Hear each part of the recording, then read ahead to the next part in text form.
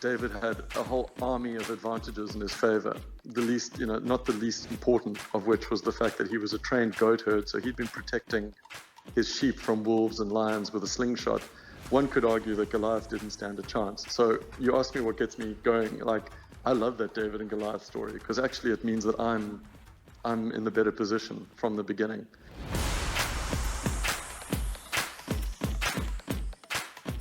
Hello and welcome to another edition of Expedition Business, where we talk to inspirational entrepreneurs who share the highs and lows of their business adventures and how on earth they manage to get through all of them. A quick reminder, please follow and subscribe Expedition Business on your favorite podcast platform and share with all your friends and family. You never know. They might actually be very grateful to you. And I might be able to afford a Nomu hot chocolate. Today's episode was made possible by Merchant Business Class Hotel for your business class accommodation in Midvaal and on the Vaal River. Check out the details in our description below or visit their website at merchanthotel.co.za. My name is Christelle Rosley-Venter, your host, and today I have the privilege of talking to the co-founder of one of the trendiest food brands on our supermarket shelves, Paul Raphaely. Paul, for those who might have been living under a rock, what is Nomu all about? Hi, Christelle. Thank you very much for having me today. It's a great privilege to be able to share our story with you guys. Nomu is it's a small, I would say, actually perhaps not small anymore. You'd probably class us as a medium-sized enterprise. We've been going for about 24 years now. And ultimately what it is a very selfish expression of what my co-founder partner, Tracy, and I would love to have in our own cupboards. I would say Nomu is the most selfishly motivated brand on the local supermarket shelves. We are preoccupied with making everything from hot chocolate to spices to baking kits and now to a range of baking mixes as well. Always trying to stick to the kind of quality and brand presentation that we would prefer to have for ourselves. So if we can't find something on shelf that matches up to what we want, then I suppose the argument is, well, why don't we just do it ourselves? And that's how Nomu has developed and just sort of popped into existence. That's the summary version. Okay. But as far as I have it, you started out as a vegetarian deli, and that's where the name Nomu came from. No, I'm afraid you've got a slightly distorted version of the story. No, the name was the result of my addled brain trying to come up with a name for Tracy's ambition at the time, which was before we even began this adventure. Tracy was a professional caterer working in Cape Town, and she had an idea in her mind that she might want to leave professional catering to begin a destination food emporium. This is long before South Africa had the idea of sort of farmers markets or sort of premium farmers markets like you get quite often these days. Tracy wanted to have a one-stop destination for all sorts of wonderful artisanal things. And because she was a vegetarian at the time, I made the joke to her that her dream delicatessen or her dream outlet wouldn't have a lot of red meat in it. So no red meat equals no cow, and no cow equals no moo. And this was the sort of logical leap that my brain went through. And Tracy just liked the name, and so we stuck with it. And that's how you get this kind of silly story. The irony, of course, is that Tracy became a lapsed vegetarian probably less than 3 or 4 months after we started the business, unfortunately. So the name stuck, but the eating habit didn't. Okay. But Tracy started it initially, but you joined not so long after that. Yeah, it took about 6 months before Tracy approached me. I was between posts at the time. When she started the business, I was employed as a brand manager for a liquor company called Seagram's. I was in charge of brands like Captain Morgan Rum and Glen Grant Whiskey.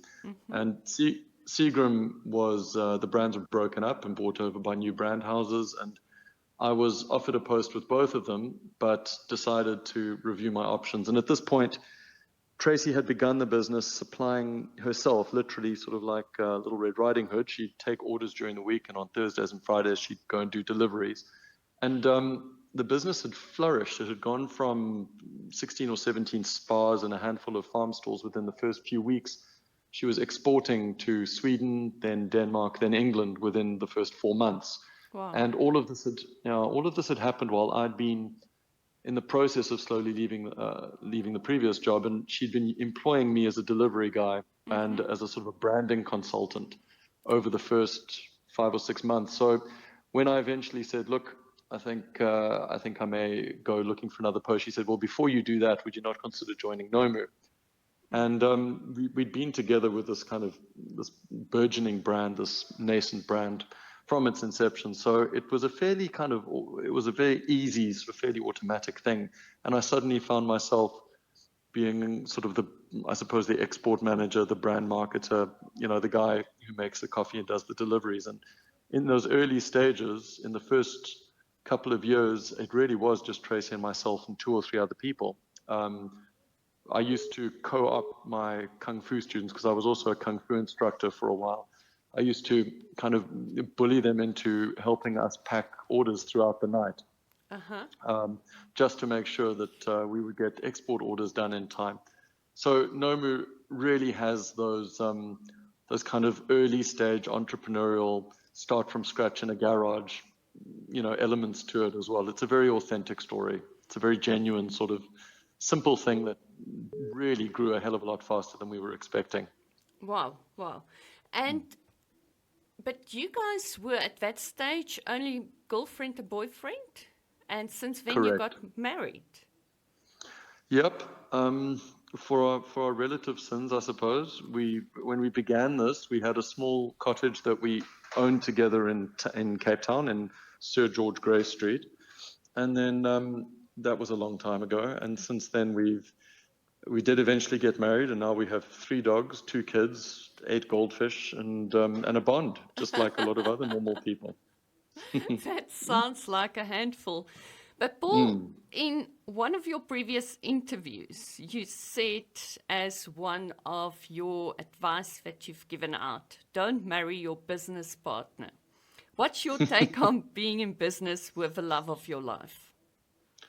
Look, I think Tracy and I are very lucky in that we've got, I would say, an exceptional chemistry. We're very similar in many respects, but we both bring very complementary skills to the overall picture. But I would never recommend it to most people. But I think often the decision to go into business with a partner is often an economically driven one. Rather than splitting resources, the idea is that you kind of pool them together and perhaps you can do it. But I think Tracy and I believe, are quite lucky in the respect that we do bring a lot of sort of collaborative strengths to the relationship. She is she's very creative, a full-on perfectionist.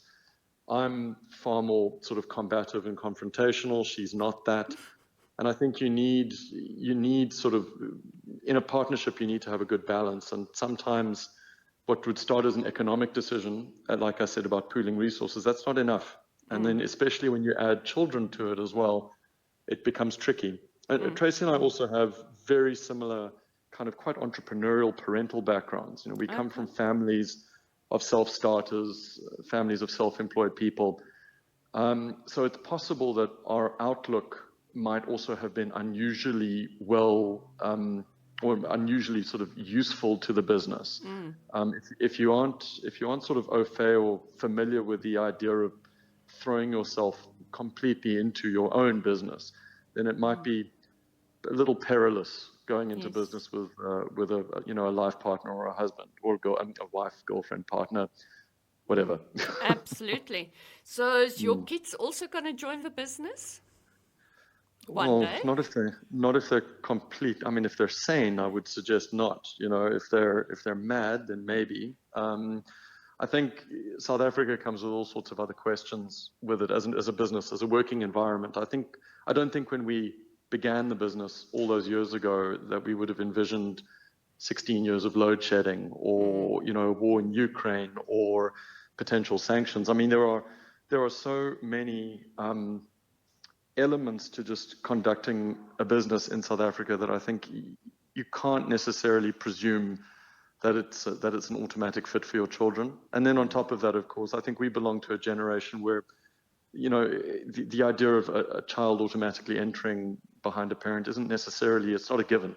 I think the parental outlook is that a child should try and identify what really does fire them up and push there. I don't think, as I sit here right now, I'm not sure necessarily that either of my kids would necessarily want to go into the food business. Okay. And I certainly wouldn't force them, not knowing what I know about food now. I think in one of the interviews, I think it was with Red and Yellow in 2019, you also said as one of your advice that you've given out, don't go into the food industry. Is that still your advice? Yes, 100%. Why I would think that there are. be? Well, look, we. The reason why I'm humming and hawing is that every year my opinion changes a little bit on this one, but it's still fundamentally the same.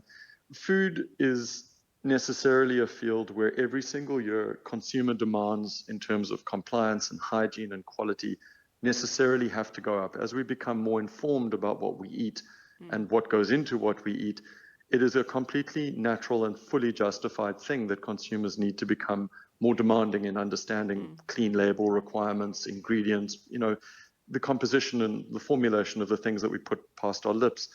But the problem with that is that, labor becomes more expensive, ingredients and packaging become more expensive, the costs of compliance become infinitely more expensive, but the consumers are also awash with new options. There's no longer just a few brands of cereals. There are 50, 60, 70 types of cereals available to buy anywhere. There are multiple types of butter. It's a far more competitive space, but the margins diminish every year. Competition goes up, compliance goes up, cost of labor, cost of goods, cost of production goes up, but the price you can charge for your item only goes down or stays flat. So necessarily, I think what usually happens is that ultimately you have monoliths and these juggernaut brands that have achieved the economies of scale where they can put out a product that does tick most of the boxes, but kind of only just, but they get them out, and those are the ones that dominate. So if you wish to go into that field, as we did, to go pick fights with brands like Nestle, as we did, just understand that you're picking the toughest fight. I mean, you really are. It's kind of, you are the Rebel Alliance against the Galactic Empire kind of thing. So it's, Okay, I can imagine that. But you've gone into exports fairly quickly. Can you see a difference in the markets between the export market and the local market?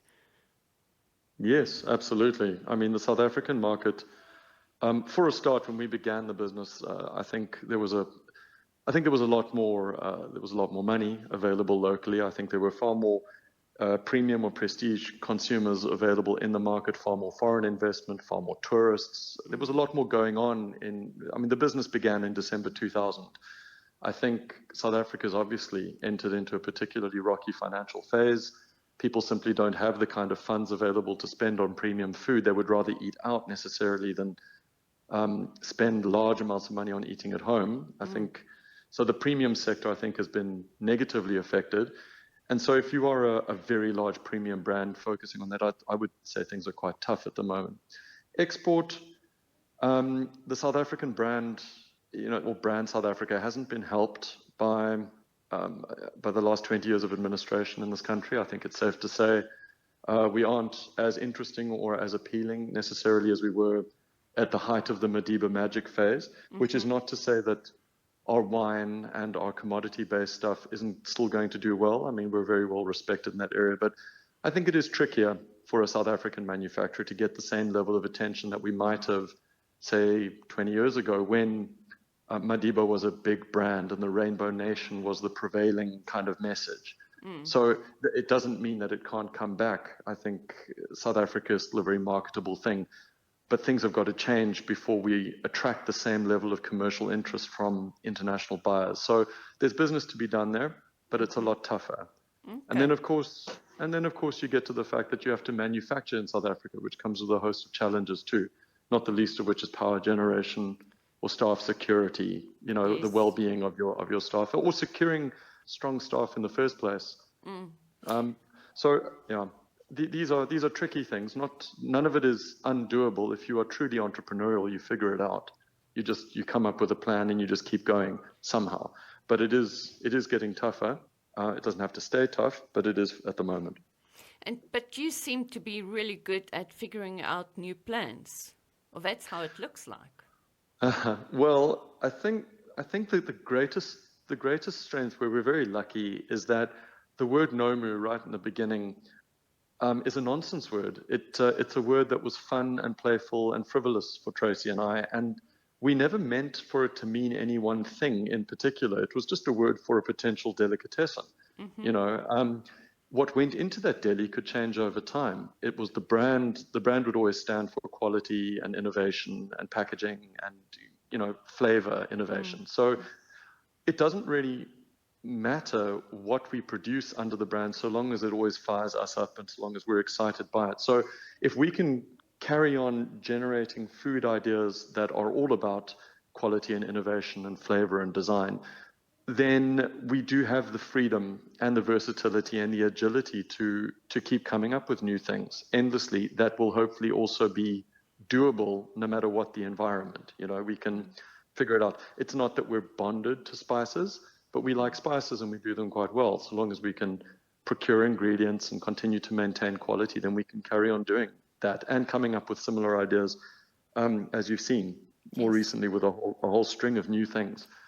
But it is, I think it is the brand's agility and the ability to kind of continuously redirect and redefine who we are and what we do that is actually the reason why we keep going. Well, if I only look at everything that you bring out, that you've been bringing out in the last couple of months, it is just absolutely fantastic. And your mayonnaise and your mini makers, and it feels like it just keeps on coming. Well, to be fair, the mini makes are the baking mixes. Those were originally conceived about 16 months ago. So I would be lying if I said these were not the most torturous and difficult things to get out. We never take this long to produce something, but an awful lot of time and energy went into getting these to where they are.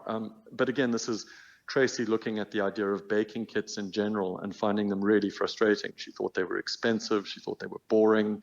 She thought there was definite room for conceptual innovation in the space of baking kits. So that's how we got to the idea of a baking mix.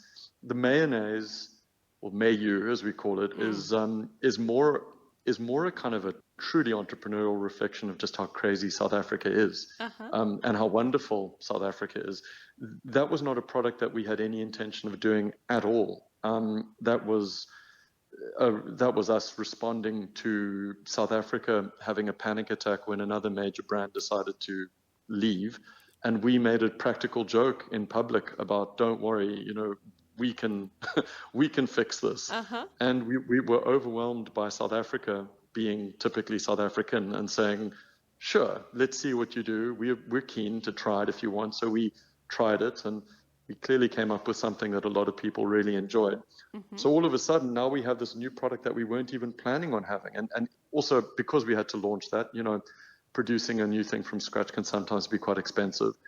And that meant that the mini makes also had to be delayed because of that. So what you're seeing over the last, say, 6 or 7 months is the result of a happy accident, a sort of an unwanted pregnancy that turned into a wonderful child, followed by the child you actually wanted the whole time arriving shortly afterwards.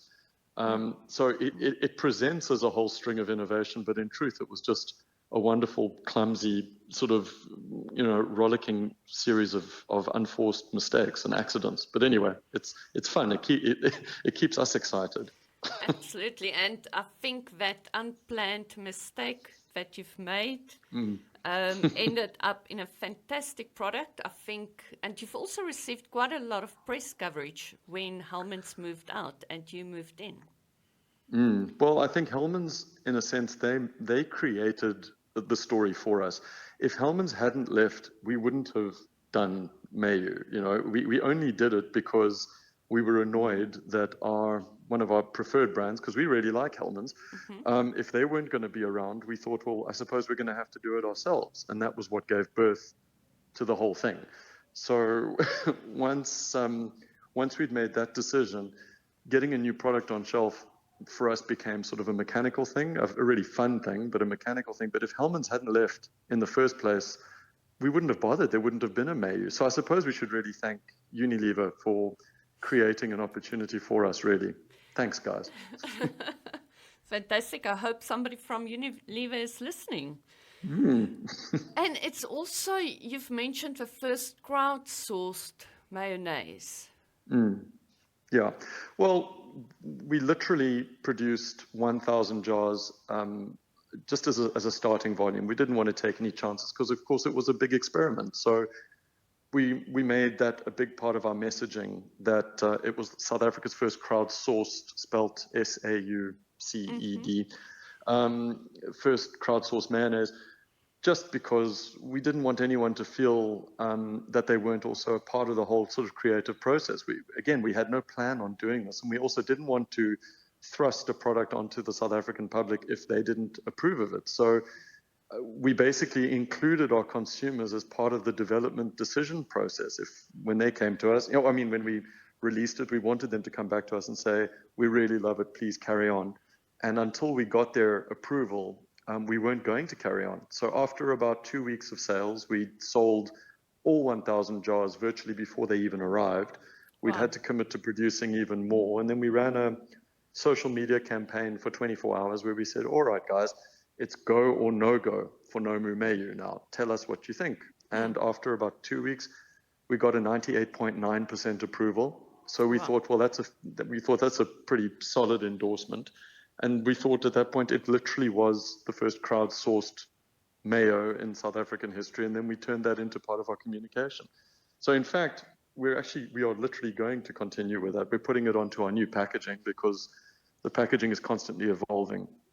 And when we release a slightly updated version of the label, it is going to say South Africa. It's going to say proudly sourced in South Africa, spelled SAUCED, because it's unlike Hellmans, it's also a fully locally manufactured one, which is quite fun.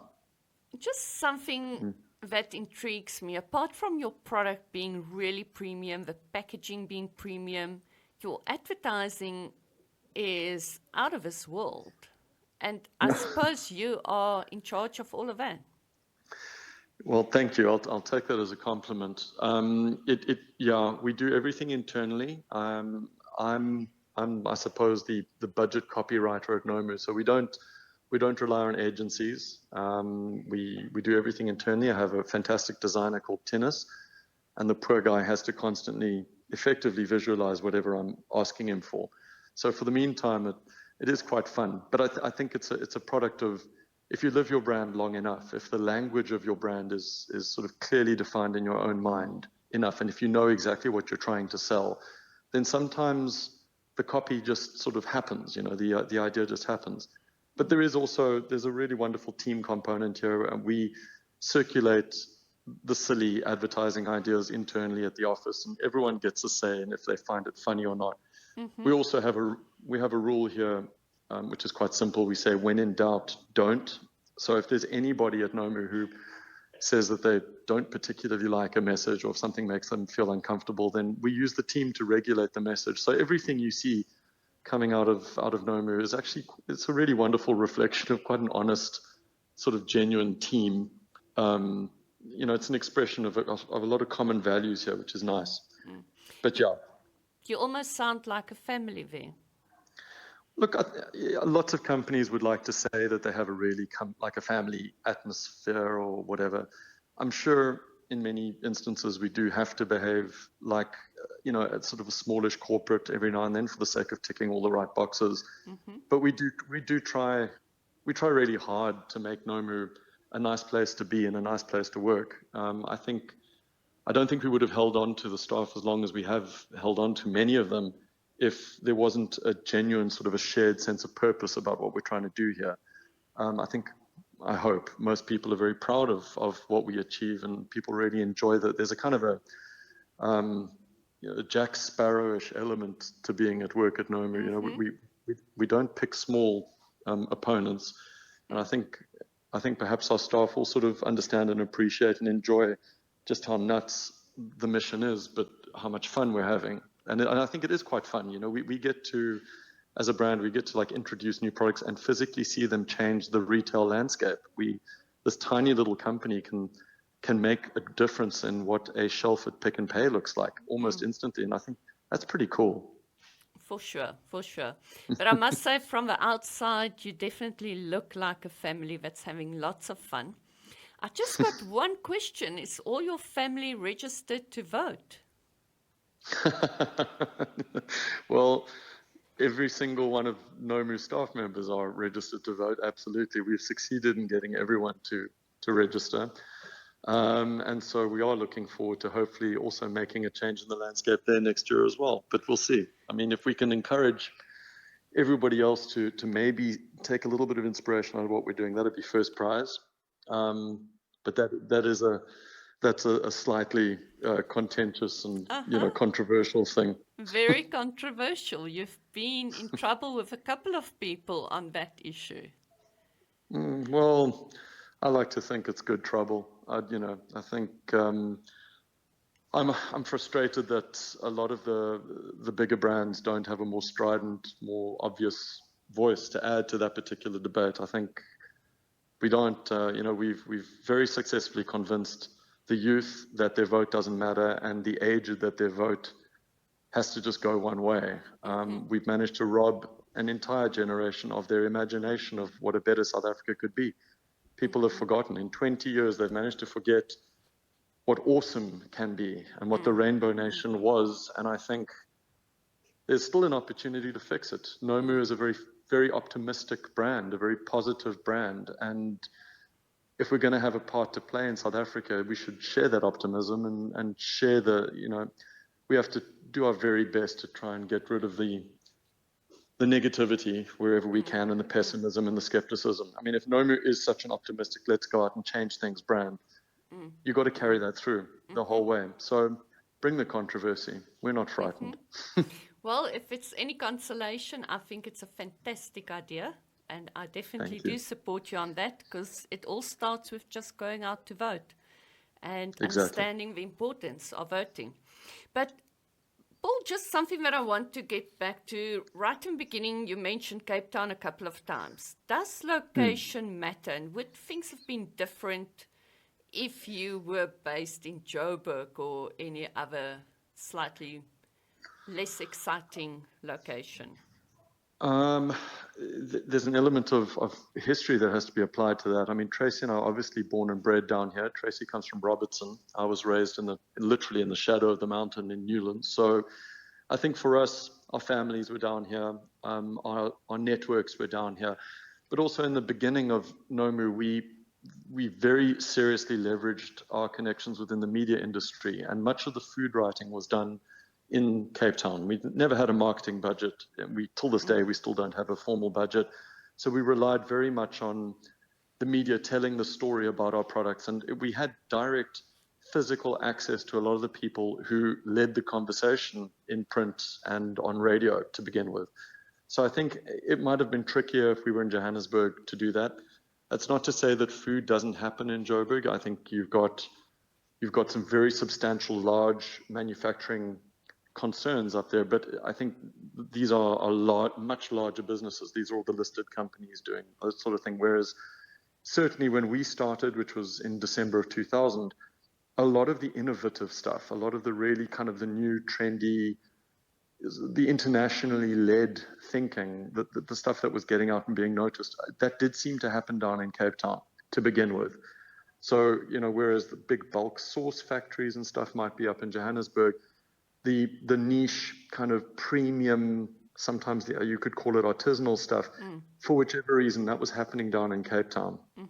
And I think I'm not sure that, we would never have seen a need to relocate to Joburg, because we're also still privately funded, independently funded. And Tracy and I have always pushed this business where we could afford to push and where we wanted to push it. So for us, it was a very natural and organic thing. I can't say that it would necessarily apply to every food company, but certainly in our instance, I don't see that Nomu could have happened anywhere else. Speaking of budgets and funding, you haven't applied for any external funding so far. You've only used internal funding sources. Correct. Do you think that is something that is typical to the industry, or are you guys unique in that manner? I think we are still quite unique. I think Nomu is probably amongst the last, if not the last, sort of remaining kind of medium-sized brand that started out within that time frame, say between 1999 and 2005, 2006. I don't think there are very many food brands that were operating at that level back then that haven't either been extinguished or collapsed or taken on investment. I do think Nomu is probably still quite unique in that respect. And I hope you don't ask me why we haven't, because I'm not really sure why. We've kind of grown step by step organically, quite conservatively, I think, in respect. But our business growth has been directly affected, almost like a braille record, by the political and the economic history of South Africa. Over the last 20 years, we've kind of gone with all the bumps and hiccups and, all the roller coaster elements. And at every stage, we've had to kind of reformat and reconfigure our thinking to make sure that we can carry on going. But I do think that we're probably amongst the last of the Mohicans at this point. I can't imagine there are many left like Nomu. Mm-hmm. But the reality is that it is possible if you start small. Yeah, I think, well, now here I have to be careful not to sound too negative. If you were to ask me if I would start the same business today, I would run a million miles in the opposite direction. I think there is almost next to no chance at all that I would start a food business like Nomu at this stage. Certainly not with so many different products and so many different categories. I think you'd have to be mad. But, but is it possible to carry on with an established brand if the foundational work has been strong until this point? Can you still operate a business successfully in South Africa? And I think the answer is yes, because there is an opportunity still where we are so desperately in need of good news stories that all you have to do is just figure out that one item that brings a little bit of rainbow amongst the clouds, and South Africa is almost automatically destined to see it, because the means of proliferating a message is far more available now than it was 20 years ago. There was no Facebook 20 years ago. There was no social media. The internet was just a thing used to send emails, really.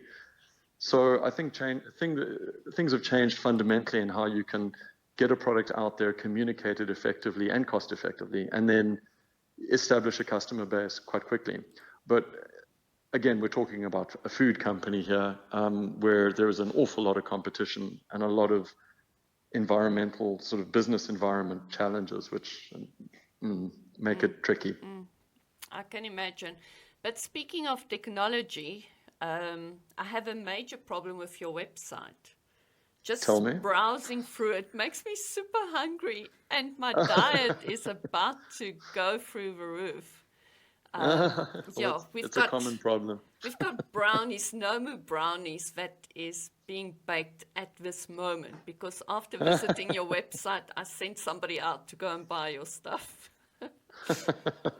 Thank you. It is absolutely amazing. That's also fairly new, that you've launched your website or relaunched it.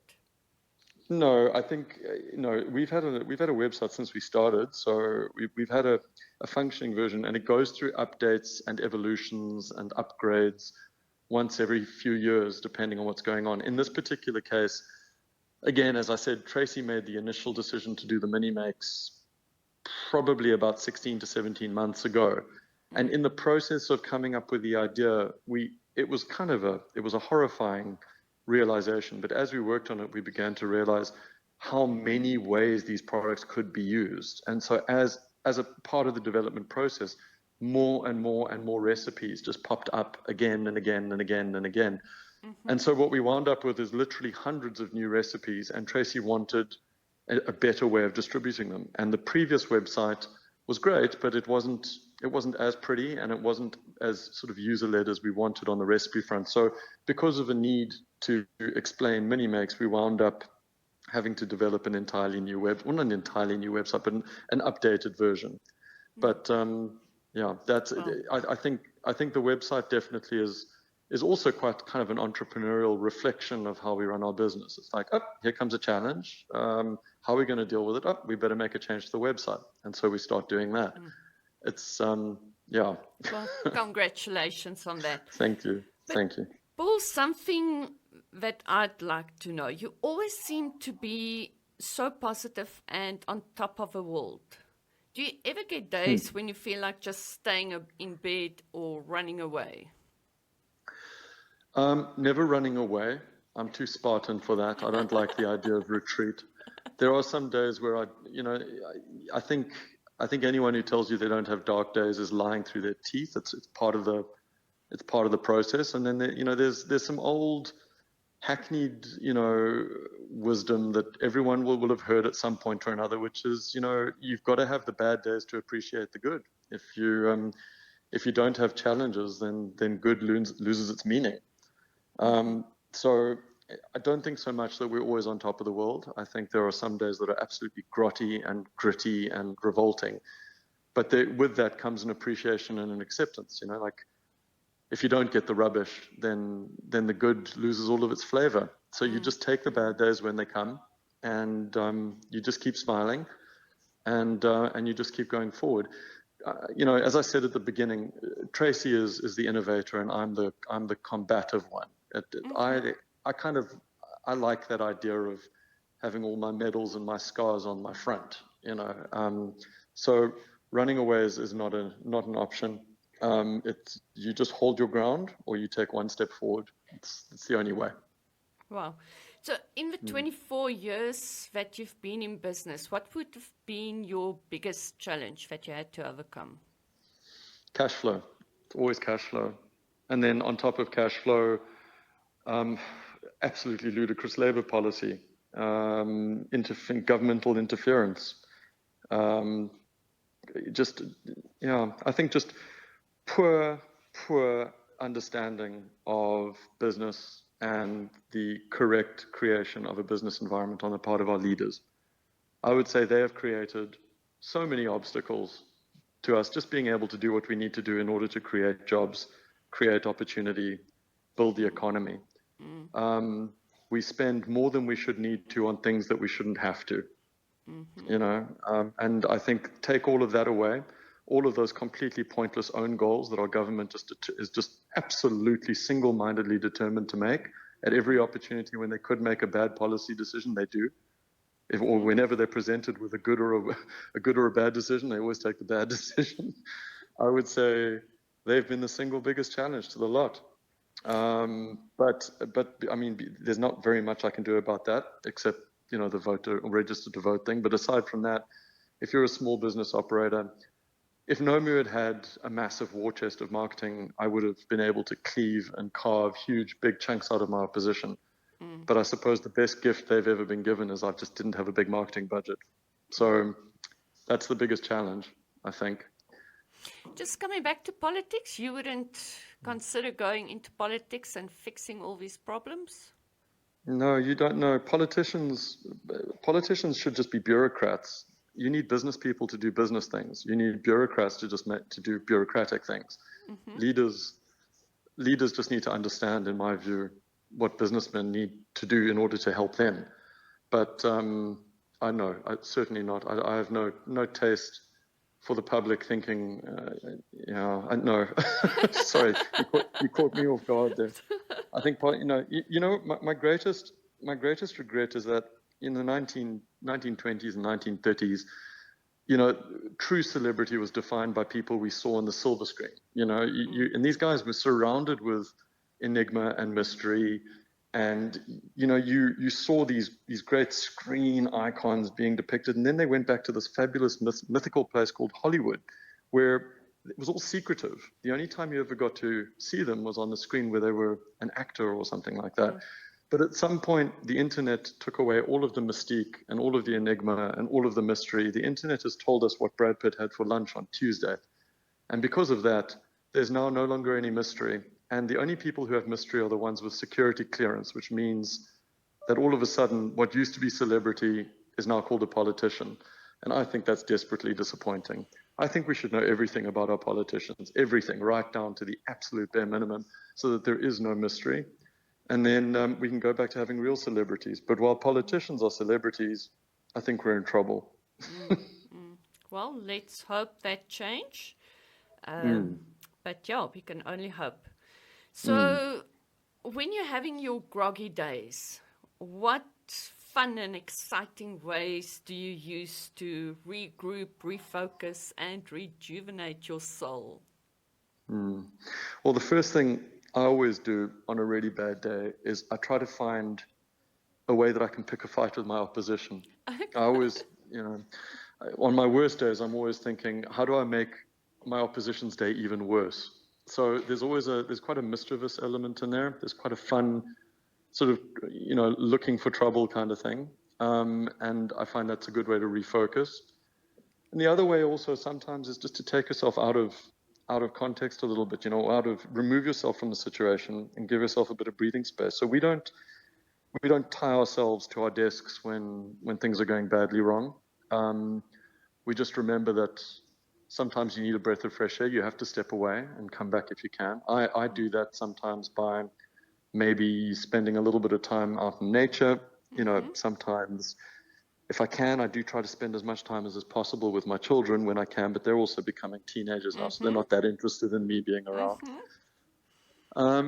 But I think, I come from the sort of family where my father would have said that, when things get tough, the tough get going. And so that's how I was raised. You've got to get your tackies on, and you've got to get out there and you've got to start selling. You must remember, everyone's a salesman. So on your worst day, get out there and sell. That's it's pretty stubborn, but it is fundamentally optimistic. It's definitely optimistic. So, but tell me, do you use your tackies for anything else than just going to work? Yeah, I mean, I'm not sure what you're asking. Am I involved in anything else in the community or something In like terms that? of sport?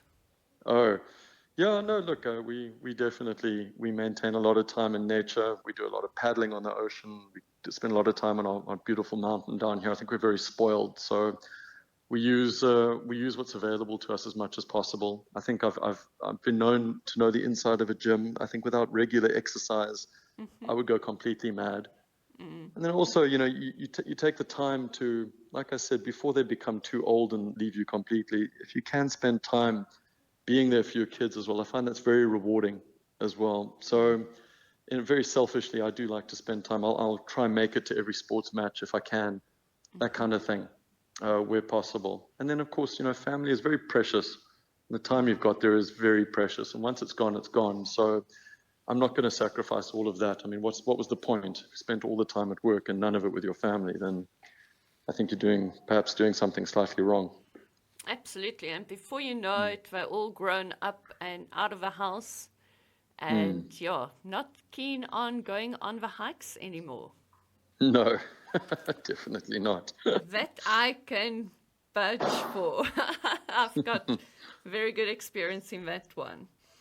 So, but Paul, if you were 20 years old again, what advice would you give yourself?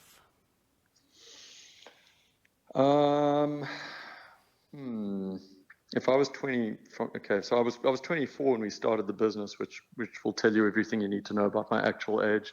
I think I would probably say, please avoid dozens and dozens of products. I think I would probably scream the words 80-20 at myself very loudly, very quickly. Because I think if we've been guilty of any one thing, we've loved to add products, but we're terrible at cutting them out. So that's both. I mean, it's been a fun part of what we do, but it's also been a bit of a weakness because you have to spread your love over, in this case, almost 300 different SKUs at this point, and that's tricky. I think it's been quite exhausting sort of trying to market so many different products. So I might say stick to one or two really good sellers and build a business around that. I'd say that would probably be the first thing. Okay, the second? Yeah. The second is drink less coffee. Okay. I think I've totally lost the battle on drinking coffee, unfortunately. So I go through moments of having to cut back on levels of caffeine. But if I could stop that habit now, if I could go back to the beginning and try cut back on that habit, I probably would. Is it not healthier to drink your hot chocolate? No, well, I do that too. But you get past a certain point, I think, where you begin to realize you're going to need a cup of coffee to get through certain things. And I think it would be so nice to have maneuvered into my 40s, not being quite as reliant on caffeine. That would be great. No. But you haven't started a coffee brand yet. Well, we do have an instant cappuccino in the range, but that was actually forced upon us by one of our customers. So Tracy and I really like other people's coffee, so we don't feel a need to create our own brand when we can support brands that we like already, which is it's the same story as the mayonnaise. Until Hellmans left, we didn't have a problem. It was really just so inconsiderate of them that they had to go and leave. But now it's even more inconsiderate because they haven't come back. Pick n Pay has brought them back. But so now I've gone through all this hassle of launching my own, the hassle of launching my own product, and now Pick n Pay goes and brings it back again. No. Very frustrating. So can we not organize a cage fight between the two mayo brands? Well, listen, I think that might be like, I wonder, I think that would be a minnow versus a shark, wouldn't it? That's a bit unfair. I think better, what we'll do is I'm just going to carry on taking little bits and pieces out from, like guerrilla warfare. We'll do this in little bits and pieces. I will win the battle slowly by attrition, but I will, yeah. That David did win Goliath. Well, there's a brilliant a brilliant talk given by Malcolm Gladwell about how David had a whole army of advantages in his favor. Not the least important of which was the fact that he was a trained goat herd, so he'd been protecting his sheep from wolves and lions with a slingshot. One could argue that Goliath didn't stand a chance. So you ask me what gets me going. I love that David and Goliath story because actually it means that I'm in the better position from the beginning. So I just need to be better with the sling. Mm-hmm. Okay. Need lots of practice, but it does sound like you do get a lot of practice. Hope so. There's no shortage of that. But you've mentioned Malcolm Gladwell's book. What book would that be? One of the books that you would recommend for entrepreneurs that need some inspiration? Yeah, I think Malcolm Gladwell's stuff, Outliers, is a brilliant, very inspirational book. I really enjoyed that. I would always recommend that people getting into business should read The Art of War by Sun Tzu. And I mean, it's an old classic, but I think it's absolutely essential reading. I quite like science fiction, actually, but it's funny. I think you need to have an imagination. Everyone knows what they like to read as a calming thing. But straight up military strategy is helpful, The Art of War, I'd say, is the starting block. Okay, so there is lots of fight still in you. Oh yeah. But again, I wouldn't recommend it to everybody. I'm not sure this is everybody's cup of tea or hot chocolate. Okay, so and what would be your most favorite quote that gets you going? Ooh, that's a really difficult one. There are a lot. I like. I'd say the easiest one is the one that I've told my children since they were little, and I think they would cringe if they heard me tell it to you. Mm-hmm. But there's an inscription on a statue at the battle site of Thermopylae where the Spartans took a bit of a beating from the Persian army, the invading Persian army. And I'm sure everybody knows the story. This is where the 300 Spartans died. And it was a completely stupid victory. Ultimately, the Greeks lost and the Persians won, actually. But there's a great inscription on the side of it, and it goes, go tell the Spartans, stranger passing by, that here obedient to their laws we lie. And I really like that, because it basically says that even though you may lose, your death may be glorious enough to prove the point to someone else. And it's a bit silly, but I like that. And again, it's not everybody's cup of tea. It's something I enjoy. And that's your message that you've been giving to your kids? Believe it or not, Okay. you need to give, every family has a kind of a guiding, a sort of a guiding message, I suppose. Tracy probably has her own, but it's funny. In our house, that became almost like a nursery rhyme. It's terrible. When I hear myself explain it to you, it sounds awful. But my eldest Joseph really loved it when he was little. He would insist on me telling him all the stories about the Spartans when he was little. So that became like a little thing we'd say at bedtime. Anyway, it's not for everybody. It works for me. But don't you think, as a parent, we don't always prepare our children for the battle ahead, and that what you telling your children and teaching them is exactly what they need? They need to be ready for that battle.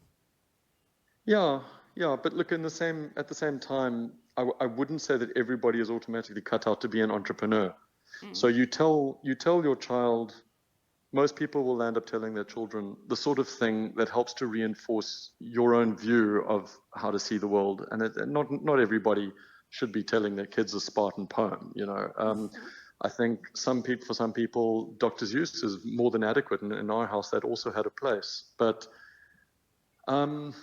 I think as a parent, you try and share a little bit of who you are with your child to try and perhaps explain your own behavior or your own methods or ideology about the world. And I suppose that for me was an expression of my own kind of entrepreneurial view, maybe. So perhaps if my children take the same view, even if they don't become self-employed as we've chosen to be, then at least they'll kind of understand where you were coming from a little bit. I hope these answers are what you were looking for. To me, they're beginning to sound a little bit waffling. But anyway, that's... No, definitely not. I have another question for you. What would be your metaphorical mountain that you'd like to climb within the next 3 to 5 years? A metaphorical mountain? Or do you just want to climb our Table Mountain? No. I mean, I'm literally planning on climbing a big mountain in South America next year, but a literal mountain, not a metaphorical one. I'd say for us, it's not even metaphorical. I can tell you quite clearly, our ambition is to set up a European trading hub. We need to cross that. We have to get over this inability to service European and also North American customers directly. So it's a big part of our strategy to grow now to the point where we can physically go and see customers ourselves and not rely on third-party distributors to do a very sort of half-assed job about it. So I think Tracy and I, after 20 years, we've had enough of waiting for things to happen in our favor. We actually want to go and carve out opportunities for ourselves now.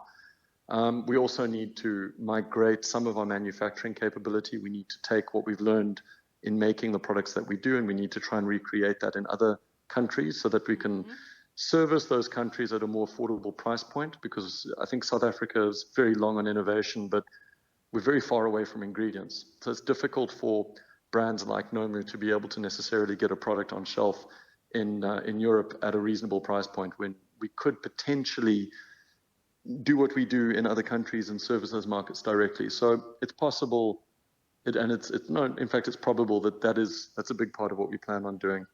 And then also, ultimately, Tracy and I, within 5 years, we'll have to take a view on whether or not we want to carry on doing this business on our own, or if we want to carry on doing it at all.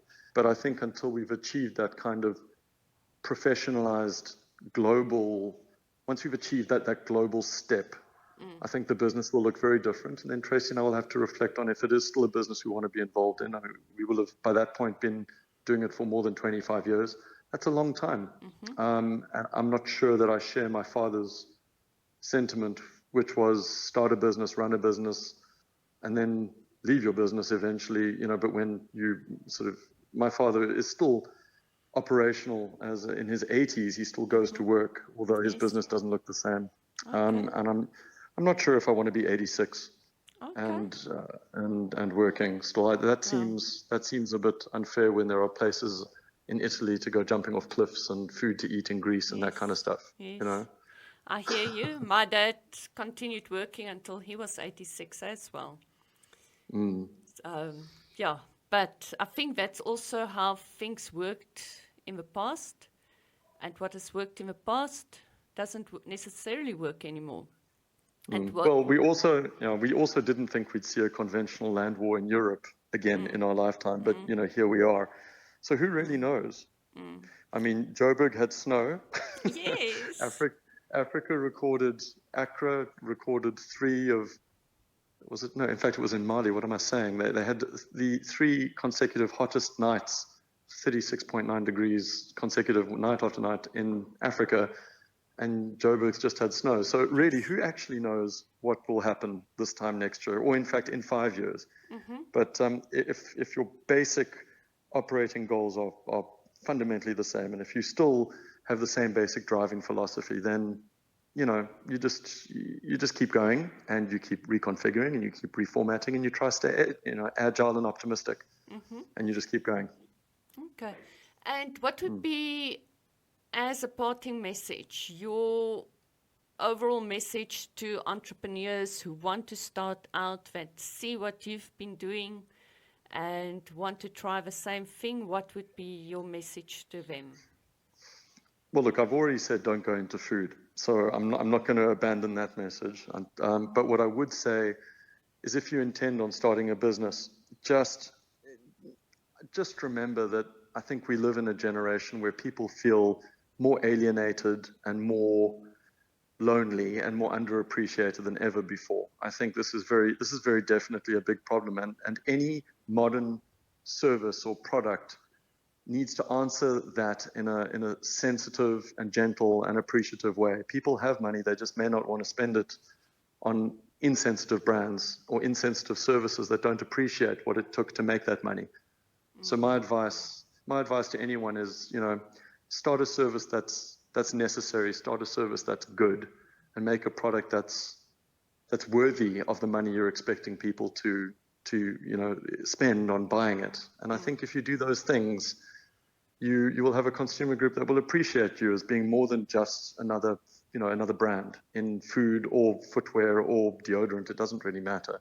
I do tell my kids actually that, if they were to be a plumber, I'd be very proud of them, but I want them to be the best, nicest, and most polite plumber ever, Wow. So, yeah, that would be my message. Go for it.